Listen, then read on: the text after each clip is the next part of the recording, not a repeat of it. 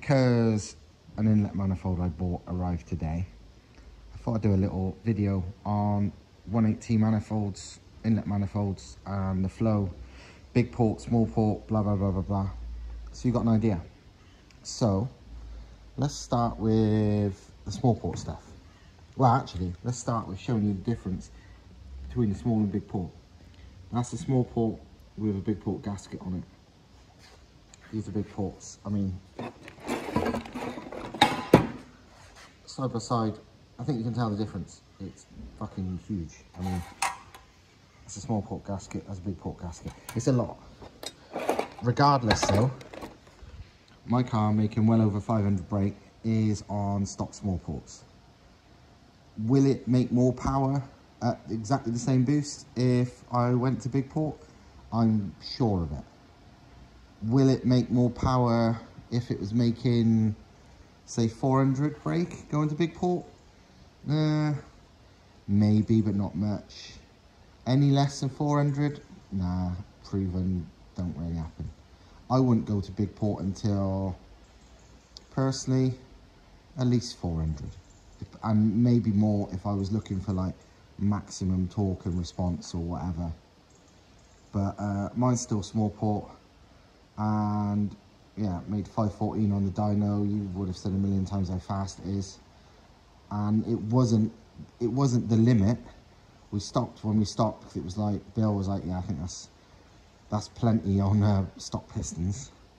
But yeah, anyway, this is various inlets. I'll start talking about small port first.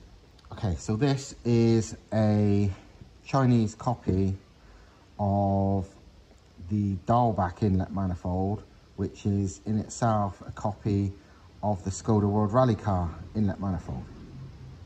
I run this part of it online, and it makes over 500 brake, and it's probably not a restriction at that level. It might be slightly, to be fair, but 400 or less, I would certainly say no.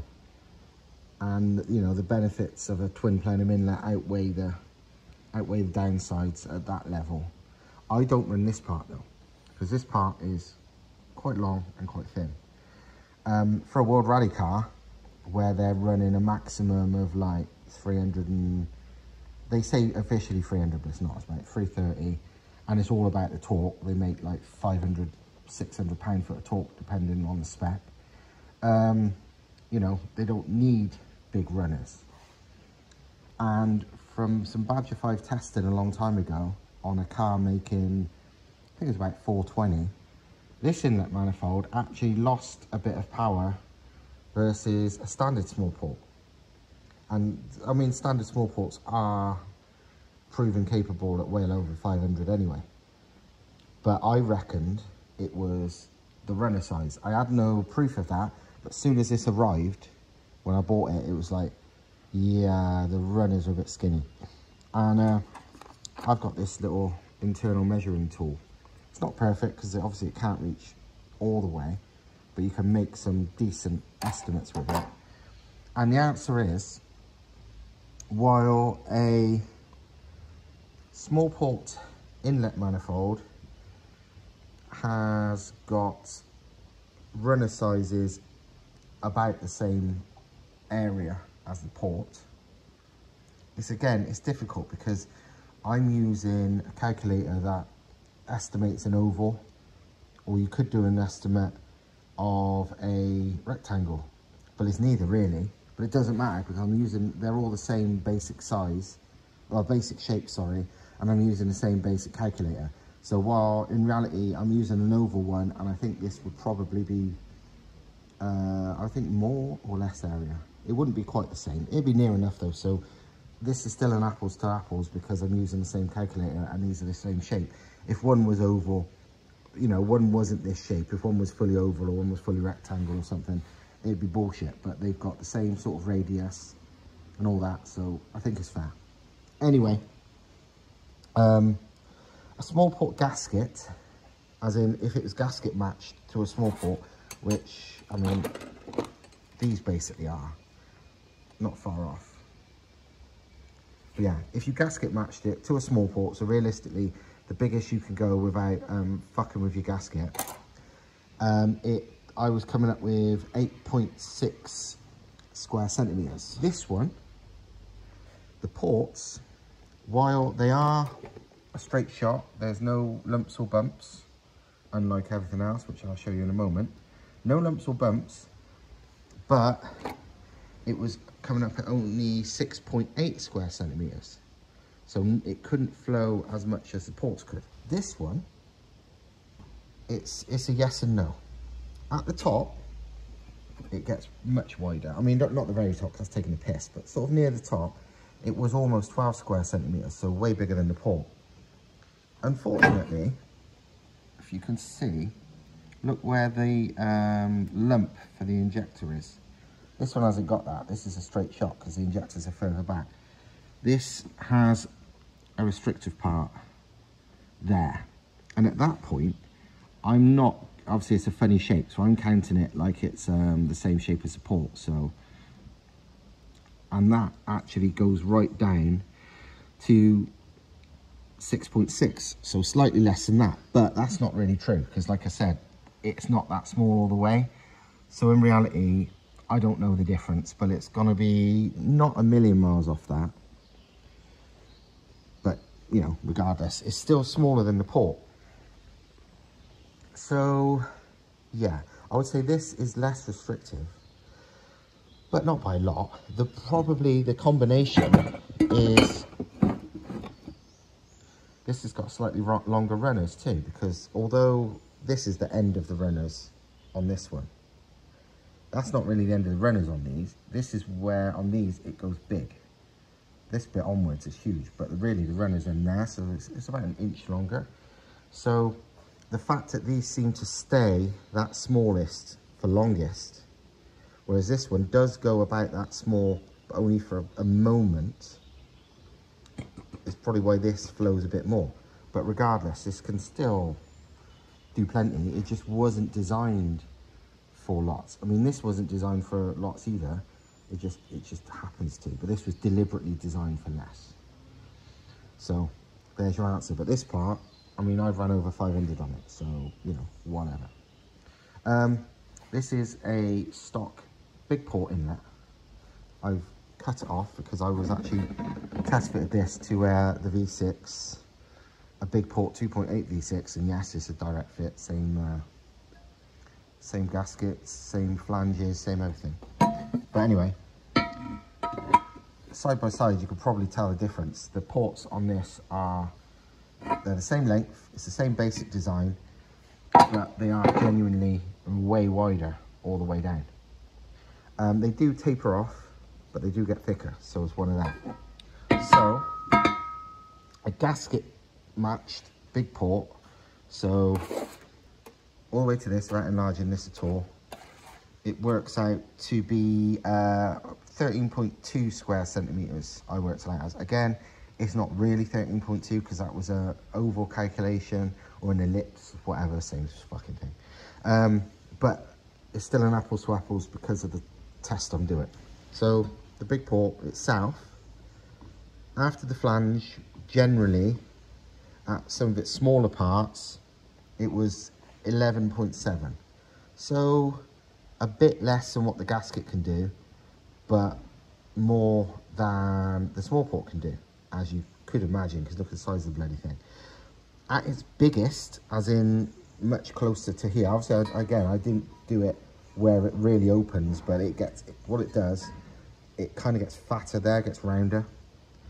It gets as big as 13.7, no way up by about there, which is bigger than the gasket size, you know, the gasket area.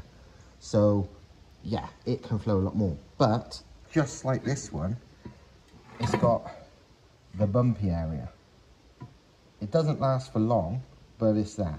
It's nowhere near as drastic as the small port because it's got more room around it because it's a big port, it's a wider port. But that took it down to 8.6, and it's not really 8.6, like I said, it's probably over 9, because 8.6 was if that smaller part was the same all the way, and it's not, it's only the middle third.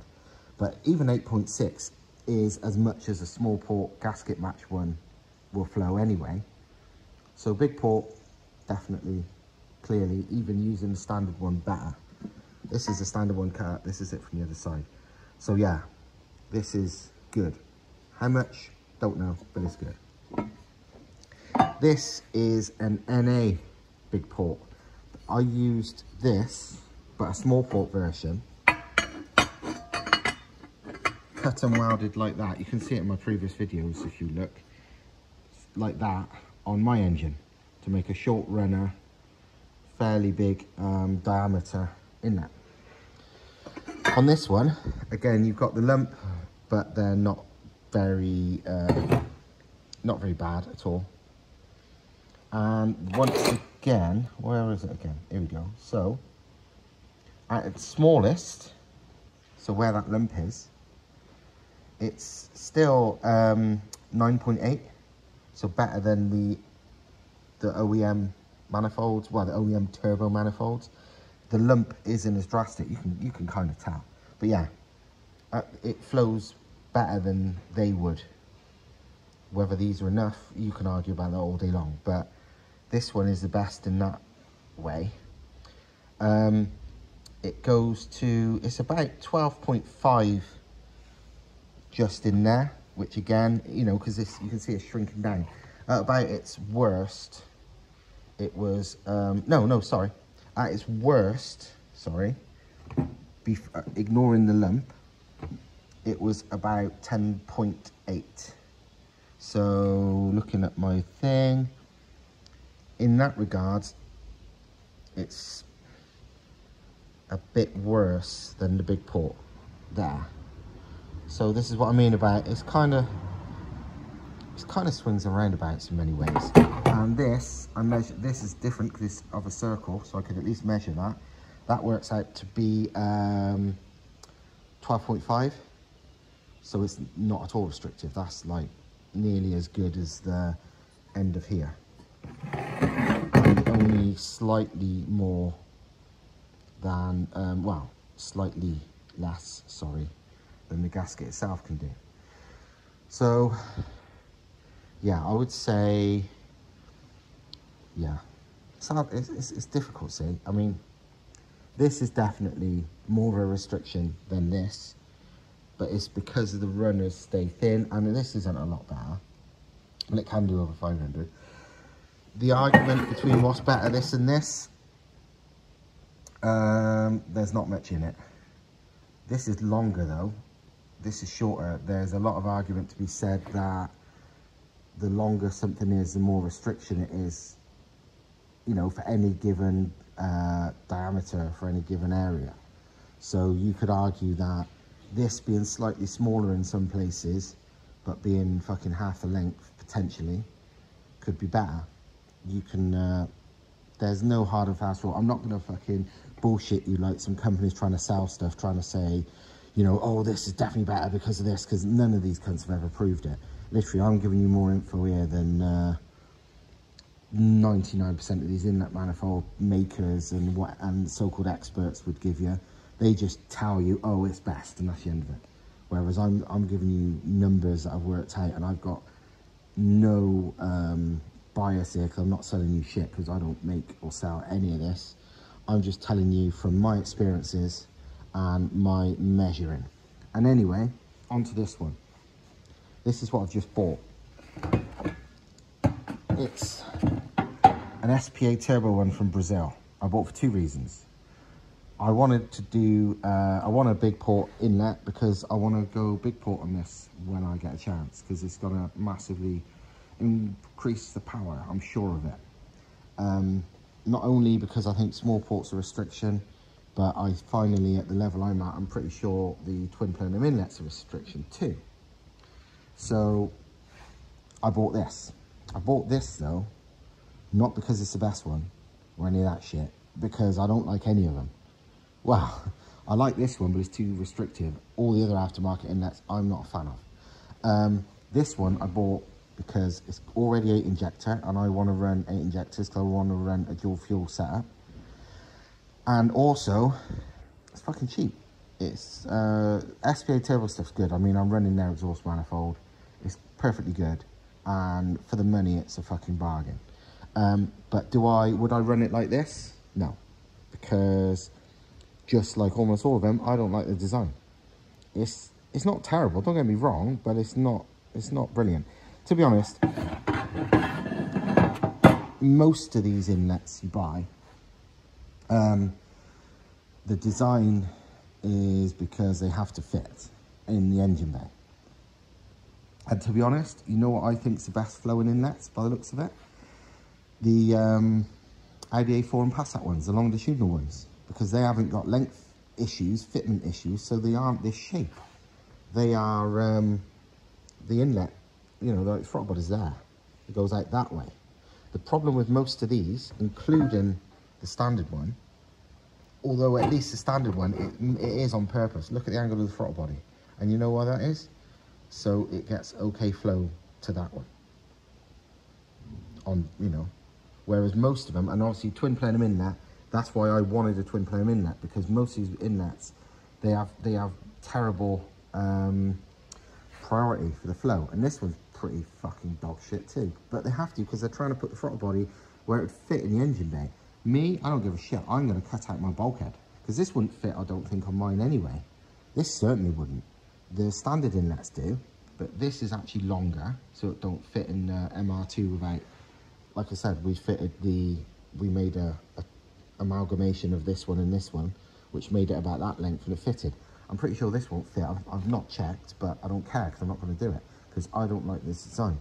But understandably, these aftermarket parts are made to fit in the engine bay first and foremost, and they also know 99% of the customers won't even fucking understand that it's not perfect.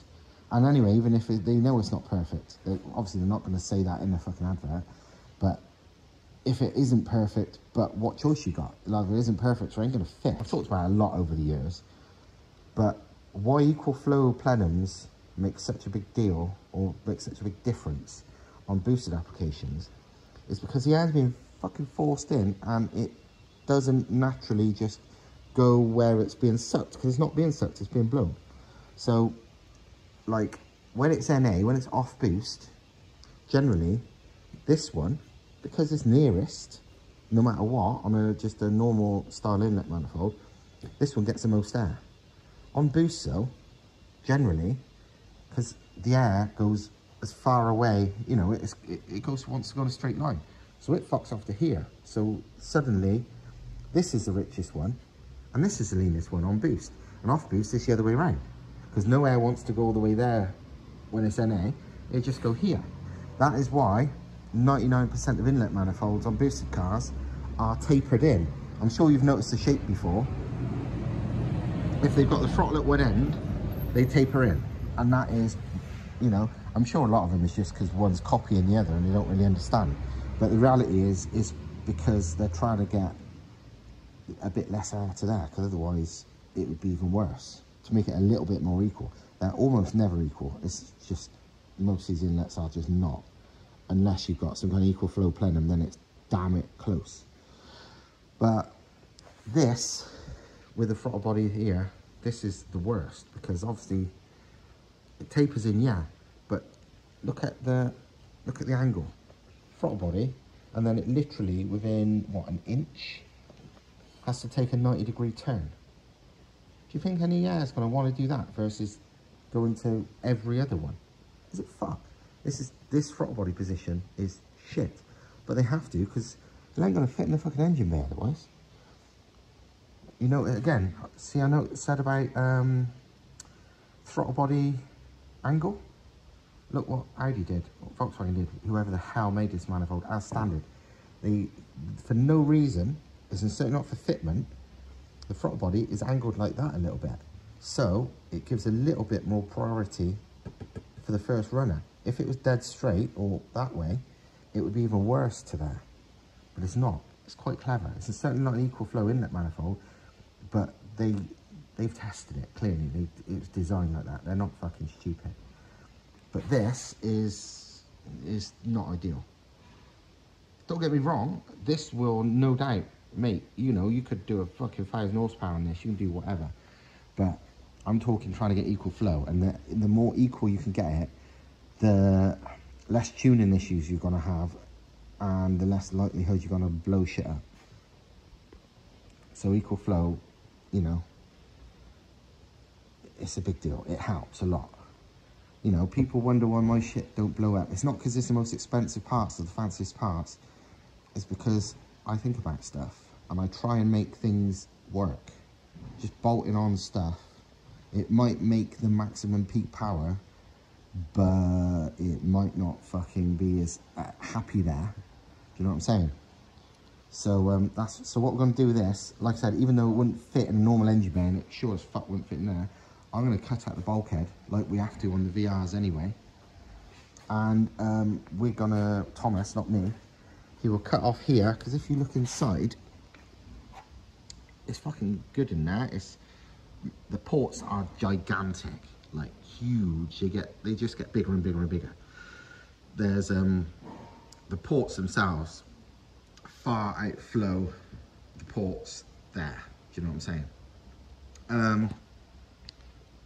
And it's nice, but what Thomas will do is cut it off here and make a whole new plenum with the throttle body probably a bit further away, but more like here. Because you imagine if the throttle body's here, now look at the priority for the inlet, you know, for the airflow to go to each runner. Roughly the same on boost or off boost, really. I mean, Thomas, he's got more of an eye for it for me, so I'm just doing a random with my hand to show what I'm on about. But if it's more of a correct angle, or even if this, to be fair, was slightly further away, it would help. You know, especially if it was like here. But I'm guessing, and to be honest, that would look like a lot like what Audi A4 ones are. If you look at the, what's that fancy in SPM, I think it is, the inlet manifold a lot of these big power 180s run. While I'm not a big fan of the transverse ones, I mean, there's 800 brake cars running those fucking things. They can make the peak power, that's fine. I'm not on about that. I'm not a big fan of the design because they can't, because of the fitment. But if you look at the version they used to make, at least for longitudinal engines, so Audi A4s, it's fucking perfect. It's basically what I want to make here. It's like a plenum, big port plenum, and the throttle's here somewhere at this sort of angle, so it flows pretty good. But unless you want your throttle body out the front of your car, you can't do that on a transverse engine. The only thing you could do is, the other thing you could do is like they do on some big power Hondas and stuff, and have the throttle body like here somewhere, which is again on a 4-cylinder not so good when you got 6, because then 2's far away. But if you got it roughly here, it's equal enough, damn sight better than it being there. So yeah, that's not too bad. I mean, we could potentially do that. It's either going to be like this, which I've got all the room in the world if I'm going to cut the bulkhead, so it's whatever, or it's like that. But on a normal transverse front engine car, that would be impossible. To be honest, it's like turbo setups. All the turbo setups we've run on these, you couldn't do that on the front engine version because there's no room. But on this, there's way more room, so good times. But yeah, you can either have it like that or like that. I think I've seen some real big power ones with custom inlets. Some of them, I think, using modified Honda inlets, like using the Skunk 2 plenums, do run the centre feed.